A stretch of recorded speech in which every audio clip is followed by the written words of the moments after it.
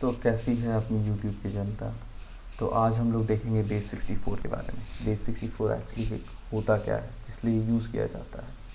तो बेस 64 क्या होता है। बेस 64 एक इनकोडिंग एल्गोरिथम होता है जो कि एक टेक्स्ट को कुछ रैंडम्स कैरेक्टर में इनकोड कर देता है, राइट।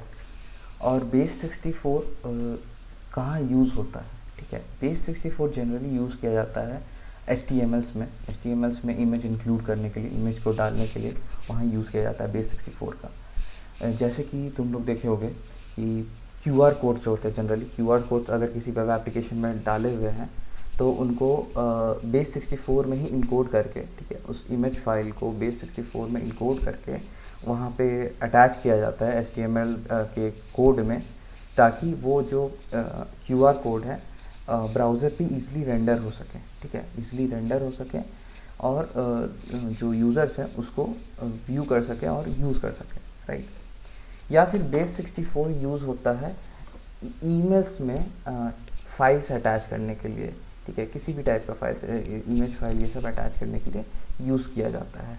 क्योंकि SMTP जो है 7 बिट आस्की यूज़ करता है ट्रांसपोर्टेशन के लिए, ठीक है। SMTP ट्रांसपोर्टेशन के लिए 7 बिट आस्की यूज़ करता है। दैट्स वाई कि वहाँ पे बेस 64 का जो इनकोडिंग है काम आता है, ठीक है। तो ये था बेस 64 के बारे में एक छोटा सा इंट्रोडक्शन, ठीक है। अब देखते हैं बेस 64 क्या मतलब बेस 64 कैसे इनकोड होता है, और ठीक है। तो बेस 64 का इनकोडिंग देखने के लिए पहले हम लोग ये जानते हैं बेस 64 में कितना बिट्स होते हैं, ठीक है। तो जैसे हम लोग जानते हैं कि एक नॉर्मल टेक्स्ट कैरेक्टर जो होता है वो 8 बिट्स का होता है। जैसे अगर C है तो C इज़, अगर कहते हैं C is equal to 8 bits, ठीक है, C is equal to 8 bits, तो ये होता है 8 बिट्स का मतलब 1 बाइट, ठीक है। तो ये होता है हम लोग के नॉर्मल आस्की टेबल के हिसाब से।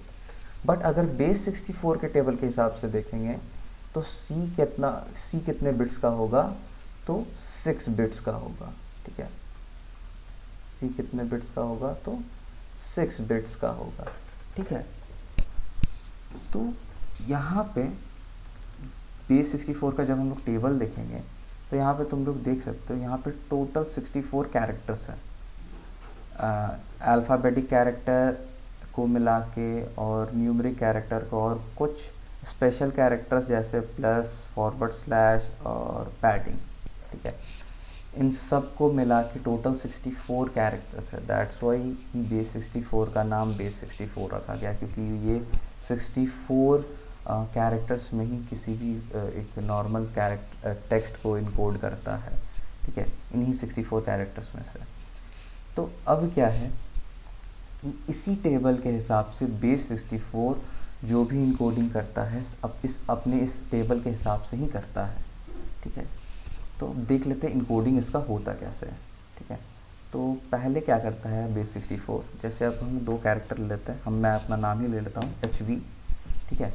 अब पहले तो बेस 64 क्या करता है, जो भी हम कैरेक्टर दिए उसको, उस कैरेक्टर का निकालता है बाइनरी, ठीक है, उसको बेस 2 में कन्वर्ट करता है, ठीक है, उसका बाइनरी वैल्यू निकालता है।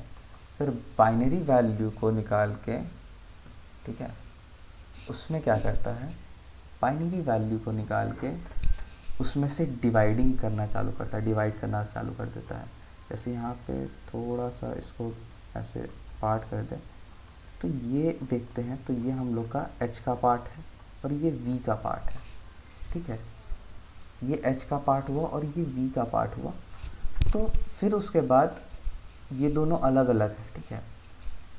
फिर इसमें क्या करता है बेस 64 के एल्गोरिदम के हिसाब से, ये जो होता है 6 पार्ट में 6 बिट्स में डिवाइड कर दिया जाता है इसको, ठीक है। तो 6 बिट में यहाँ से काउंटिंग करना स्टार्ट करते हैं, 1 2 3 4 5 6, ठीक है।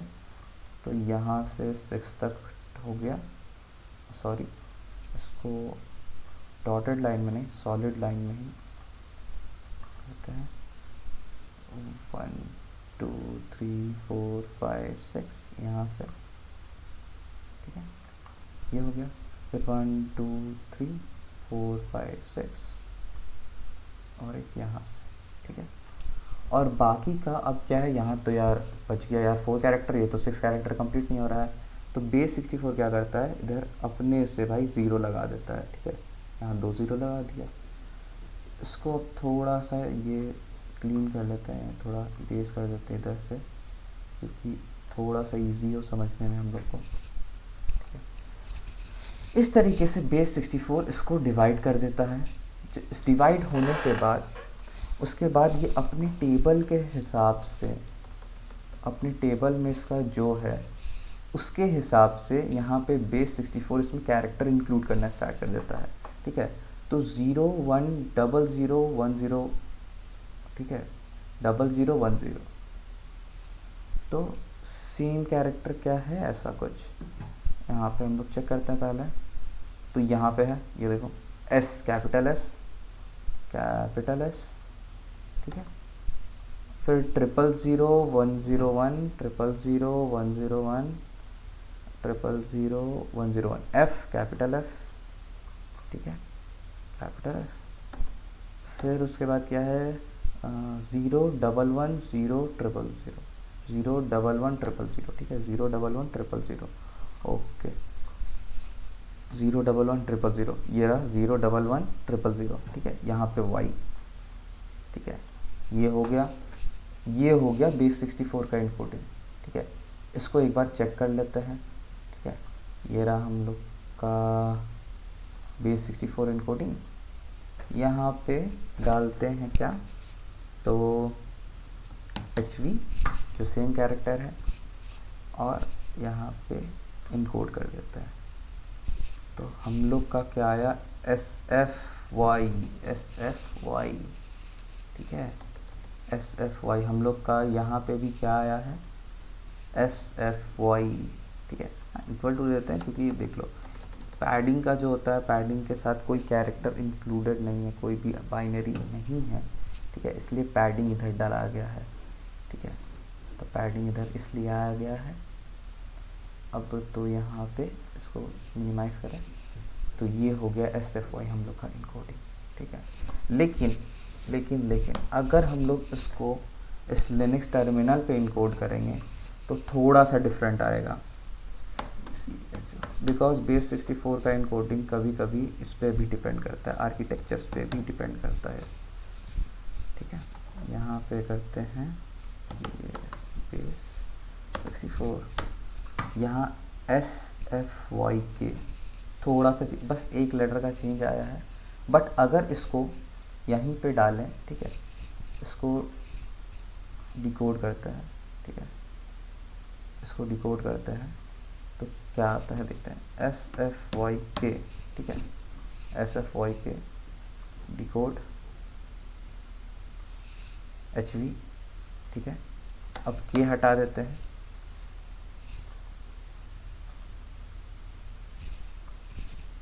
फिर भी HV आया है, ठीक है।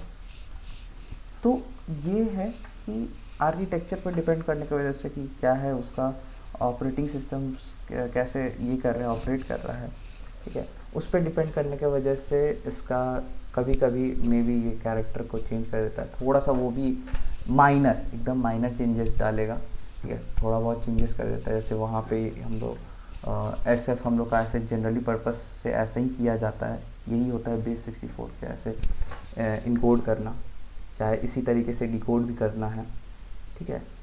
डिकोड करने के लिए भी सेम प्रोसीजर यूज़ होता है, बस उसमें है कि 8 बिट्स लेके चलना है स्टार्टिंग से, ठीक है, लेफ़्ट टू राइट ही करना है, तो 8 बिट्स लेके ही चलना है, ठीक है।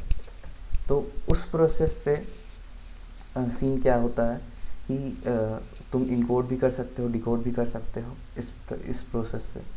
सेम प्रोसेस ही यही हर जगह ही यूज़ होता है, बस कभी कभी सिस्टम, ऑपरेटिंग सिस्टम्स पे या फिर उसके आर्किटेक्चर पे डिपेंड कर जाता है कि वो कैसे इनकोड कर रहा है या फिर डिकोड कर रहा है, ठीक है। तो बेसिकली ये ऐसे ही यूज़ ही होता है इनकोडिंग और डिकोडिंग इसका, ठीक है। तो आज के लिए बस इतना ही, फिर नेक्स्ट वीडियो में किसी और चीज़ के साथ मिलेंगे, तब तक के लिए बाय बाय।